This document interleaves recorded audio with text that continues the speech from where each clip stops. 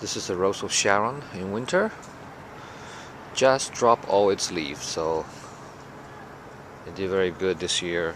A lot of new branches came out. I'm still trying to decide what to do with the styling. Which side to use, where's the face, I'm still not sure. But I like winter also because it's a good time you can examine all the branches and plan for the future. If needed, you can actually do a little bit of wiring in winter on some plants. Hello, it's early February, year 2012. Looking at my Rose of Sharon, the tree that I rescued.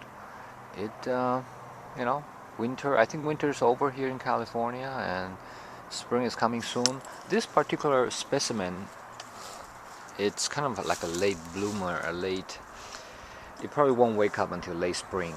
I can see that it's not ready to wake up yet, but I can start working on it because I have a lot of work in spring, and I want to save that time to do other things. So for this one, I want to do at least as possible.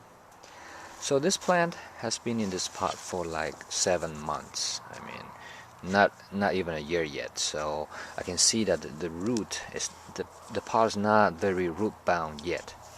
I mean, you can kind of get a feel. If I try to lift the plant, I can see that the whole soil try to come up. So it means it has a good root structure. I don't want to lift it too much. It has a good root structure. Keep in mind when I pot it has no roots at all. So this is a good sign. Also, if you look at the drainage hole of the pot, you can see some roots coming out, which is good. It's a good sign that the plant is doing well. I probably would not repot it. This plant been here just for 6 to 7 months. It's not, why disturb the roots? I think it's still got some room to grow before it become completely root bound. So no repotting for now. Just gonna top it off with more soil. Just cover it because it has sunk in a little bit. Just top it off with new fresh soil. But I do want to think about styling now. So I have decided, because of this odd angle here, that I had no other choice but make this plant Cascade. So I've chosen this side. I need to start, training. It's gonna be a long process, so might as well start early. Training is these branches go downwards. Probably get the cut here. So this will be the last branch here. And at the same time in the back there will be a little bit going down. I'm gonna cut here. As for this branch, I'm just gonna keep it just in case. I mean, I think it will still work if I keep it even as a cascade, so, but this back branch for sure will be gone, so I'm gonna cut that off. Okay, this is the plan after I did all the major cuttings. Notice you always try to hide the angle of the cut so you cannot see it from the front. This is what I did. It's a little bit slanted cut, so you will not see it from the front. Like this one's hiding. This I can always clean this up and probably carve it off later on when I finalize my styling. But I'm gonna leave it like that. As usual, make sure you apply a sealant to all these cuttings. And then my next step will be to wire down these branches, so that at least it will start going downwards.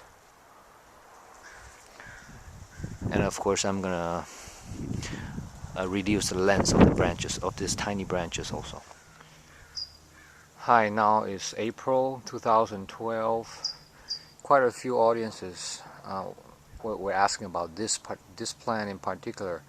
That's why I want to give you an update as soon as I have something. I was going to wait until May because that will be a full year.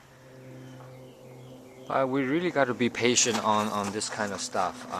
Sometimes when you hurry and do something fast, you get opposite results. Okay, so anyway, in this case, as you can see, I've wired the plant already and bend the branches down, so it does look like more and more this plant is looking good. Really looks like started to look like I could really pull this off, the Cascade. I wired them loosely. A little close up. It was loosely wired. The branches were very thin and very easy to bend, so I used a thick wire and loosely bent it around the branches, and that was easy to do. Plan to remove this wire probably in 2 or 3 months. Here's this new growth here. Looking good, although I'm a little worried. It looks like there could be some sort of iron deficiency here. I saw this on this plant also a few months after I repotted. I mean, a few months after I made a cutting, but later on it corrected itself. But now I'm seeing this again on this new growth, so I couldn't help but to think that maybe I'm overwatering this plant. Sometimes when you overwater too much, too soggy soil can affect the iron or other minerals absorption. So not necessarily meaning that I don't have enough iron in the soil. It means that the conditions are not right for the plant to absorb the iron. So I need to pay attention to that. Maybe water it less. Especially right now, it doesn't have a lot of leaf. So of course the water requirement is not that strong. In addition, it has been raining a lot here lately here in Northern California. It's kind of unusual. So all this extra water I think is overwatering the plant. So I'm gonna, whenever it rains a lot, you could actually move it to a shaded area when it doesn't get all the water. So here's a view from the top.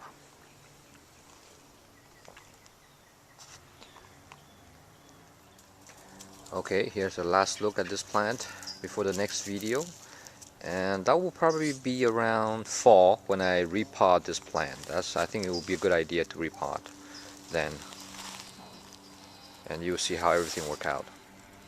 Thank you.